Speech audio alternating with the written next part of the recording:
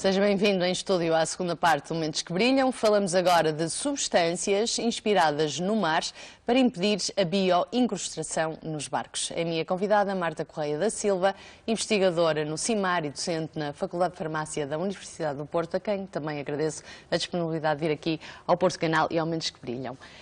Se me permite, acho que era mais simples começarmos por falar ou explicar o que é a bioincrustação.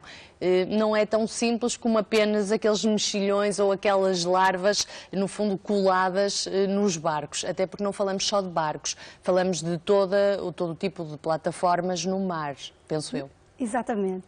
Deixe-me antes dizer-lhe que é um gosto estar aqui no Porto Canal a propósito deste artigo que publicamos, os primeiros resultados deste projeto de investigação, por ser um artigo que é de investigadores e docentes só do Porto. De facto, somos todos da Universidade do Porto, foi realizado em duas instituições, o CIMAR, o Centro Interdisciplinar de Investigação Marinha e Ambiental, que está agora no Porto de Leixões, no novo edifício, e a Faculdade de Farmácia da Universidade do Porto. Fizemos umas substâncias, uns compostos com atividade para combater a bioincrustação, foram feitas na Faculdade de Farmácia da Universidade do Porto, especificamente no Laboratório de Química Orgânica e Farmacêutica, onde eu sou docente. É um laboratório já com 50 anos de existência e com muita experiência em síntese de compostos bioativos.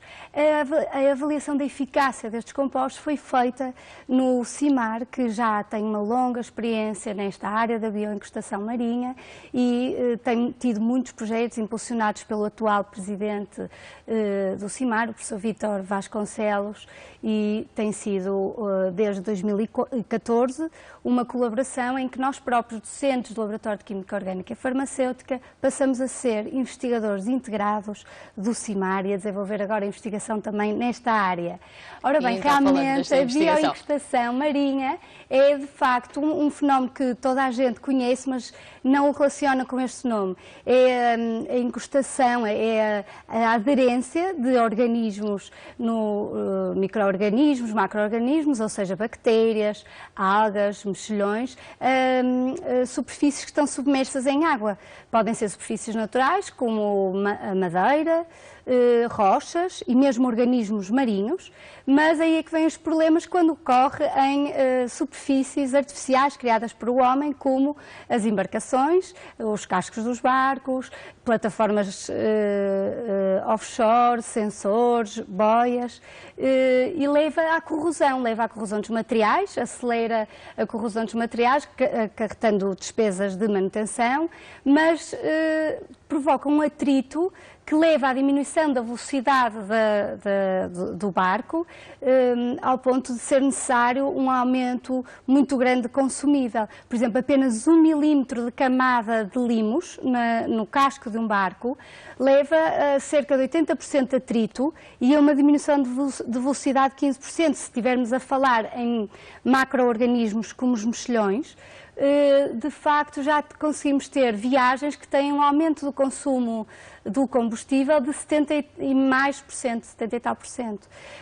Mas os prejuízos não são só económicos, são principalmente também ecológicos, no sentido que, primeiro, facilmente compreendemos que vai haver maior consumo de combustível, maior libertação de gases poluentes, mas há o transporte de espécies que são nativas de uma região, se pensarmos num cruzeiro de volta ao mundo, nativas de uma região vão ser levadas para outras regiões, onde vão ser colocadas lá e ser invasoras, alterando os ecossistemas. É como a globalização, já quase não notamos diferença de país para país, e nos organismos marinhos assim vai acontecendo. Se pensarmos em bactérias patológicas, então podemos imaginar o problema que é termos o transporte de bactérias patogénicas de uma região para outra. A Organização Mundial de Saúde já veio alertar para a grande fonte de disseminação de bactérias patogénicas ser os lastros dos barcos. E o vosso trabalho? Que substâncias novas são estas que eu falava aqui na introdução e que podem aparecer como uma alternativa? O grande problema da bioencostação passa pelas tintas que são utilizadas apresentarem muita toxicidade e terem sido banidas.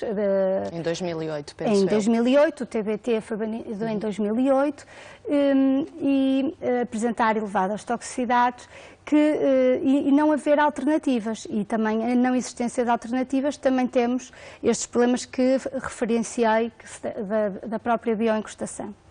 Então, a nossa ideia de investigação foi desenvolver substâncias, aprender com a natureza, não é? Foi desenvolver compostos químicos imitando a natureza. Ou seja, a natureza é fantástica, repare, organismos marinhos que não têm bioencostação. É o caso das estrelas do mar, algumas ervas marinhas e esponjas. Então foi estudado, esses organismos foram estudados para perceber o que é que eles tinham, que mecanismos de defesa é que eles tinham, sendo organismos sésseis, ou seja, organismos que vivem presos, como é que se defendem.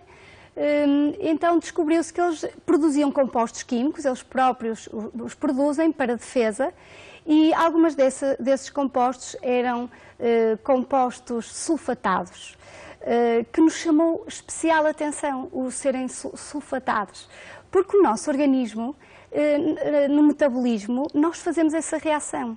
Nós fazemos essa reação para desintoxicar o nosso organismo de xenobióticos, ou seja, de fármacos, de substâncias da alimentação. Fazemos essa reação, que é uma reação de fase 2 do metabolismo, para que esses compostos fiquem mais solúveis em água e, por isso, mais facilmente elimináveis pela urina.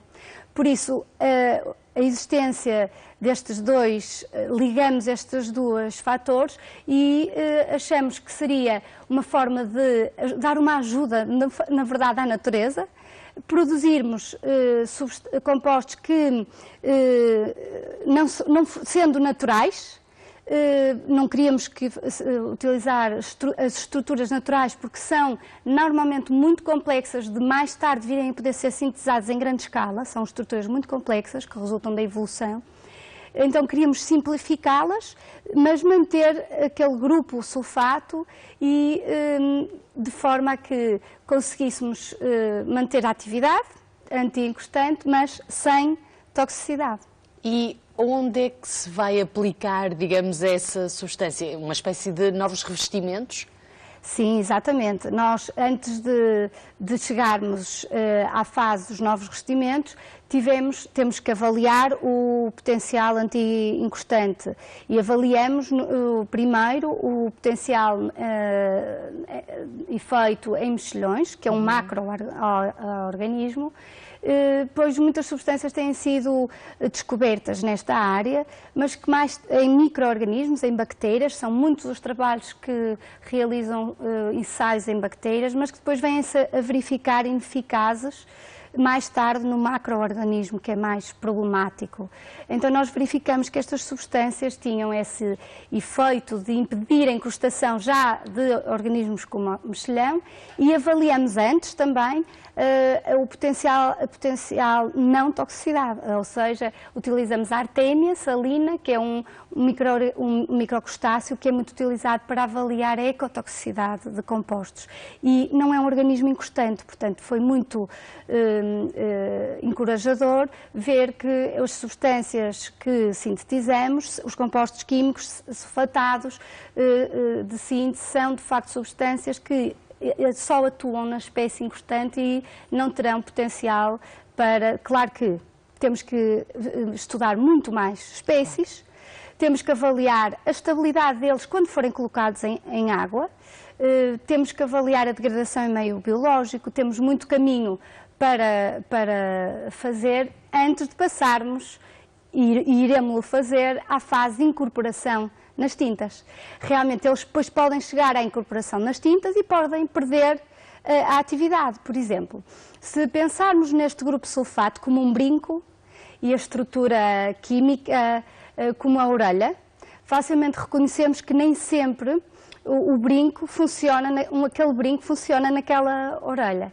Então nós também estudamos várias orelhas, com aquele mesmo brinco, e foi muito engraçado verificar que realmente tínhamos compostos que tinham aquele brinco e não funcionavam no mexilhão, e tínhamos compostos ao mesmo tempo, e os mais potentes, quando tirávamos o brinco, deixavam de funcionar.